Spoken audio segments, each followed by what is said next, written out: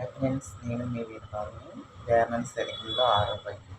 మృగమదంబు జూడ మీద నల్లగనుండు బరిడ ఇల్లు దాని పరిమళం గురువులైన వారి గుణము దివిలాగుడ విశ్వదాభిరామ విగరవే.